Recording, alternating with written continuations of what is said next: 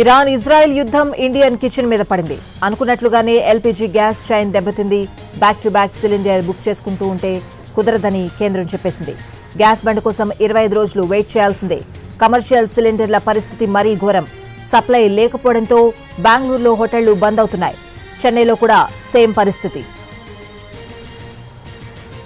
Middle east యుద్ధ ప్రభావం భారతీయుల వంటింటిపై పడింది. అంతర్జాతీయంగా చమురు సరఫరా వ్యవస్థ అస్తవ్యస్తమైంది.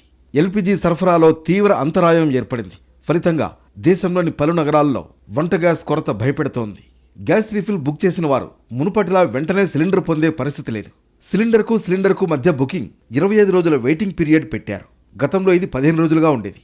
ఇప్పుడు మారింది. బుకింగ్ చేసిన తర్వాత డెలివరీ కోసం వారం 10 రోజుల వరకు వేచి ఉండాల్సి వస్తోంది. ముఖ్యంగా 2 సిలిండర్లు ఉన్న కుటుంబాలు స్టాక్ అయిపోతుందనే భయంతో అవుట్లెట్ల దగ్గర క్యూ కడుతున్నారు. విజయవాడలో గతం కంటే 30% పైగా బుకింగ్స్ పెరిగాయి. సిలిండర్ డెలివరీకి గతంలో 2 రోజుల సమయం పట్టేది. ఇప్పుడు వారం పై మాటే.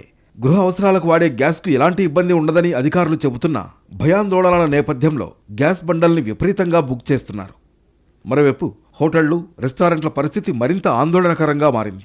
కొన్ని నగరాల్లో కమర్షియల్ సిలిండర్ల సరఫరాను నిలిపివేశారు. ఆ ఎఫెక్ట్ హోటళ్లపై పడింది. ముఖ్యంగా బెంగళూరు నగరంలోని హోటళ్లు క్రైసిస్లో పడ్డాయి.